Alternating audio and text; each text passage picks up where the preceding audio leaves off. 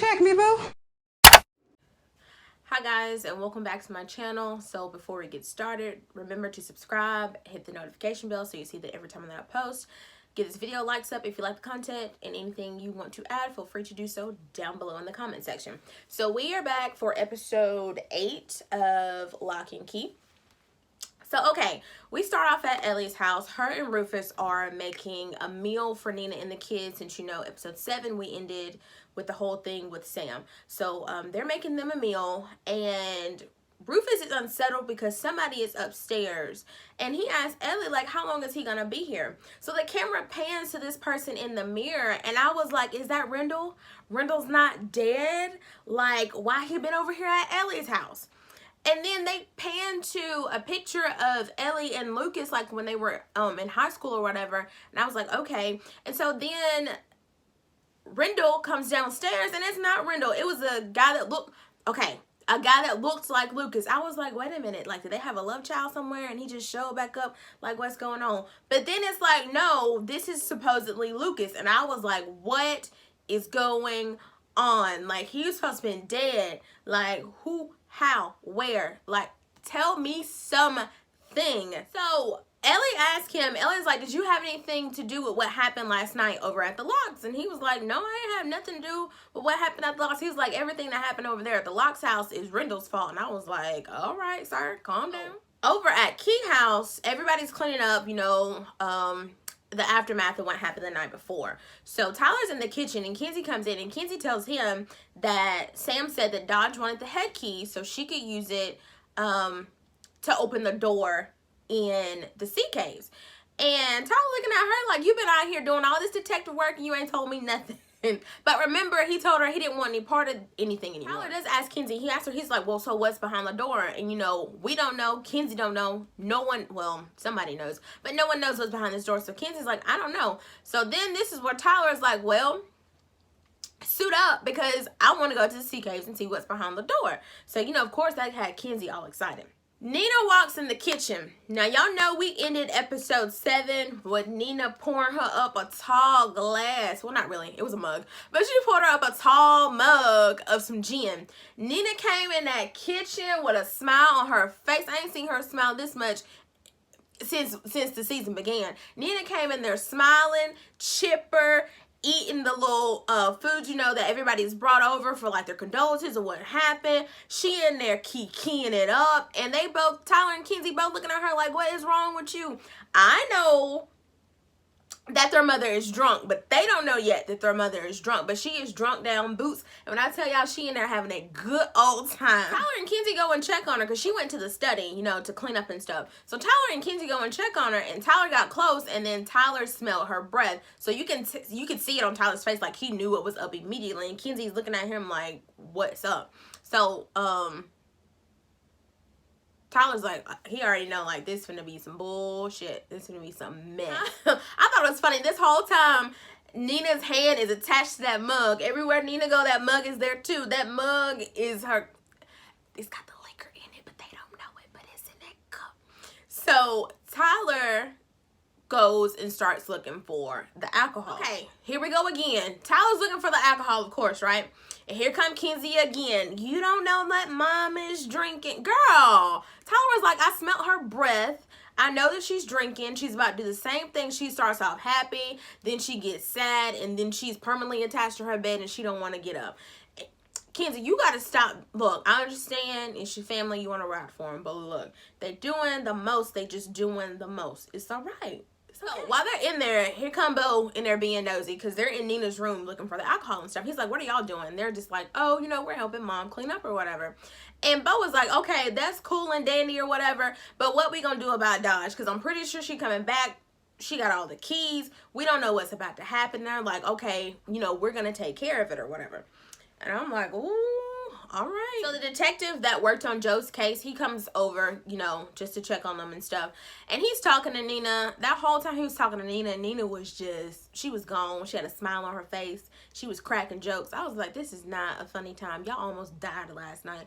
And he was like, well, you know, if you ever need somebody to talk to professionally, you know, like as a detective or like as a friend, as a neighbor, because he seen the cup too. He was like, oh, she drinking, like she must be going through something. He was like, you know, you can call me. And when he started talking like that, she was ready to get him up out of there real quick. She's like, all right, well, it was nice seeing you, bye.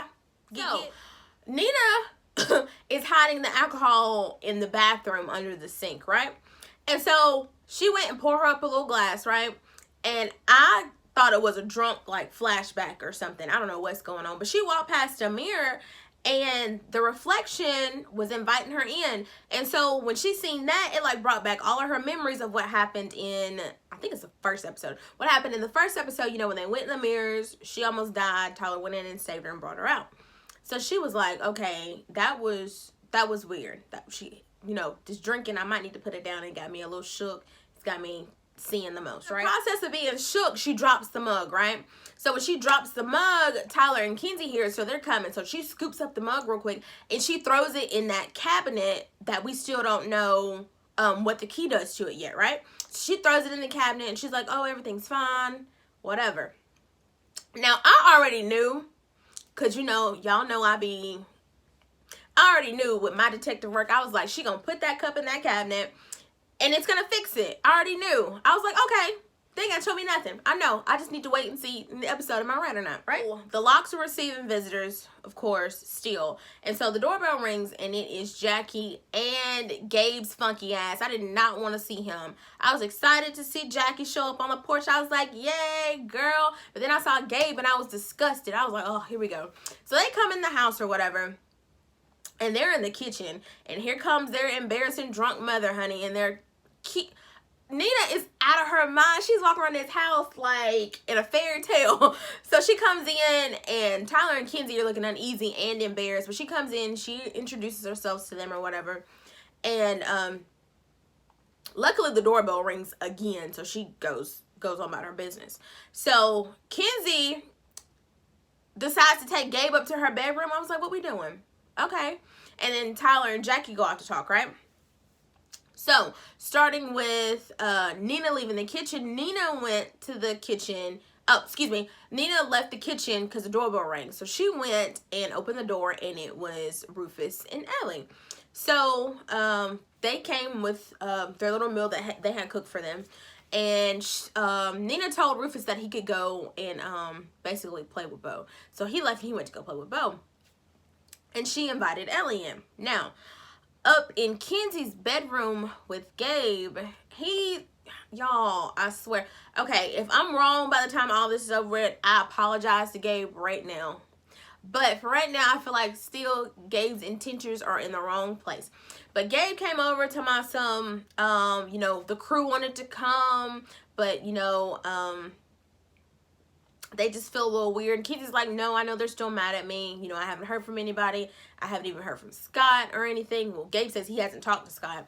And then he still came over there to my oh, I like you, this, that, and the third, yada, yada, yada, yada, yada. I was like, okay, I'm disgusted with this scene. Next. So then we hop over to Ty and Jackie. So Tyler apologized basically to Jackie and apologized about leaving her high and dry. You know, I've just been going, you know, just giving the tip. I've been going through some stuff, but we gonna work on it together now. We gonna be happy. We gonna cute, all of that stuff. Yeah. So back to Nina and Ellie. Ellie came in telling some lies as usual. So Kenzie had went to the kitchen, right, to get her a drink for her and Gabe. And so on her way back, she ran into Ellie, and this is what's about the lies, right? So Kenzie knows that Ellie knows something, right? So Kenzie was asking Ellie questions about seeing an unusual visitor.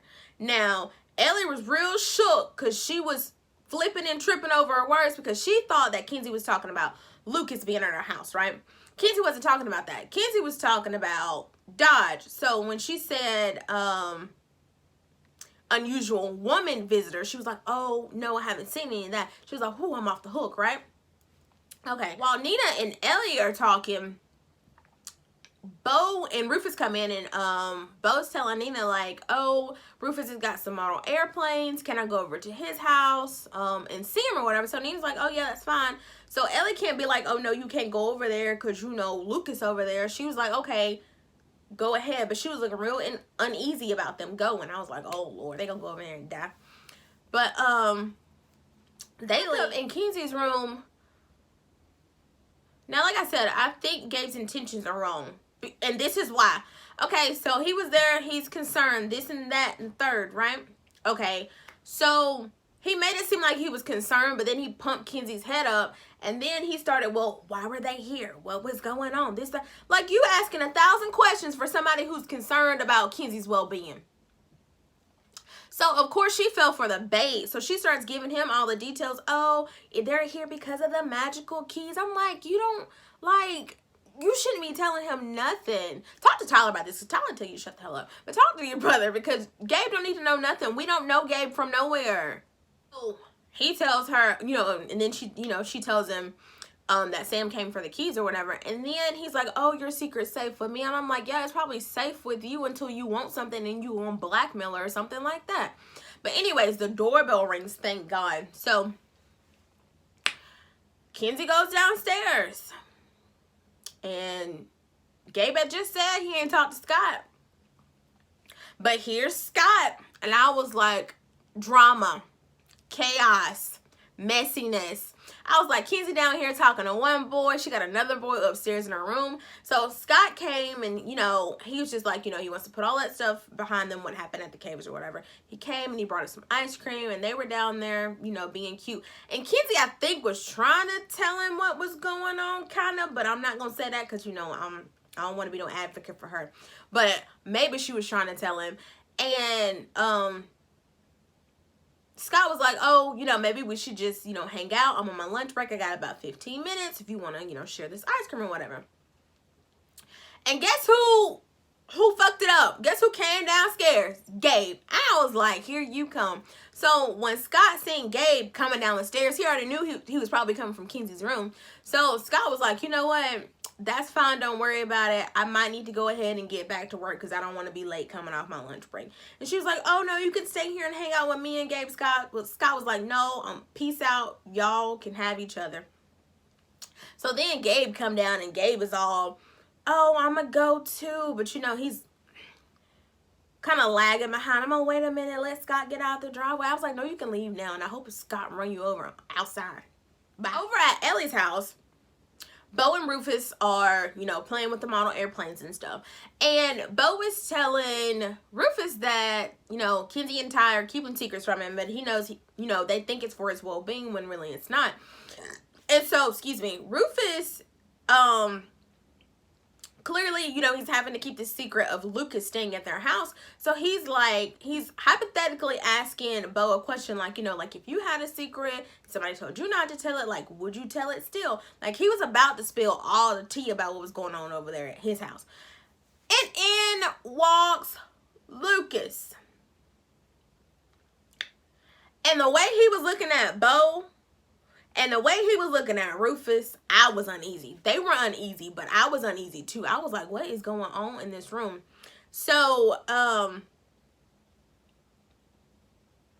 Rufus said that Lucas was his cousin or somewhere, you know, or whatever. And he's just been staying with him for a while and he's getting ready to leave. Well, Ellie came in, and then when she came in and she seen that Lucas was in there with them too, she was looking real uneasy. And I was like, something is not right. I don't know what. Something is not right. So she real quick got Bo and Rufus up out the room with Lucas. She was like, y'all come on here. Like, come on in the kitchen with me. So they left and whatever. And I was like, what is going on? And she said to Lucas, she was like, I thought you said you were going to be gone all day. And he was like, oh, well, I just got back. I was like, this gonna be some mess. So Nina finally goes back and opens the cabinet, right? And what did I say? The mug was fixed, so I was right. So it fixes things. So as right after she pulled the mug out, Kenzie came. So she's telling Kenzie like, oh my God, this cabinet, it fixed this mug. I broke it. Like, and then she went and got that whale that Kenzie had hit the key in. She took that broken whale and she put it in there, turned the key real quick, opened it, and showed Kenzie like, look, like I'm not crazy. Because at first Kenzie's looking at her like, I don't know. But then she seen the key. So she was like, okay, you know, she's not talking crazy. And then it was like, but oh wait, like earlier I seen my reflection in the mirror, but it wasn't me. And I had I had this memory of going in the mirrors and almost dying and all this stuff. And Kenzie's like, oh shit, like mom kind of knows what's going on. I was like, ooh, y'all in trouble. So Kenzie's like, well, I'm gonna go talk to Tyler about these things that you've seen, right? So Kenzie goes and she talks to Tyler and she's like, okay, mom remembers what happened now. And also the cabinet, by the way, it fixes stuff. Tyler's like, well, we can't tell her what's going on. Because once again, they think it's in her best interest, I guess, to keep her in the dark so she don't know nothing. And he's like, oh, we can't keep her, we can't tell her anything. And Kenzie's like, well, maybe she's only remembering now because she's drunk.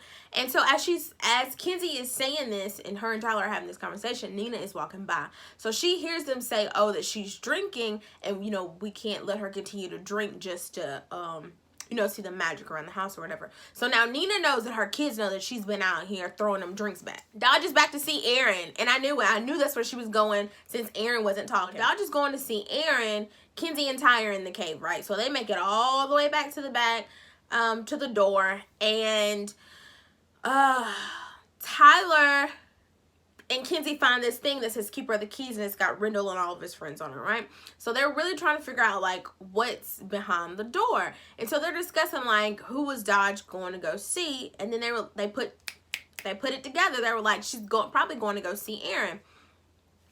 Tyler says, I'm going to go home and stay with mom. I'm going to send you to the psych ward to talk to Aaron. So while Kenzie is on her way to talk to Aaron, Dodge is there. Dodge has put the key in back of Aaron's neck. She has walked through Aaron's mind. She's looked through her memories and figured out where Rendell hid the key. So right as Kenzie is going in the door, the scene on the other side is Dodge coming out the door, but Dodge is going, I don't know where Dodge is going. Oh, Dodge is going back to Ellie's house because she used the anywhere key. So Dodge goes back to Ellie's house and she's there. And I'm like, well, why is she at Ellie's house? Did they hide the key there? So Kenzie goes in and she's talking to Aaron. And of course, you know, we haven't heard Aaron speak. Well, when Kenzie goes in there and she introduces herself as, you know, Rendell's daughter or whatever, Aaron speaks for the first time. I was like, all right. So Aaron says Dodge's name. And Kenzie's like, oh, so Dodge has been here. Dodge has been here or whatever.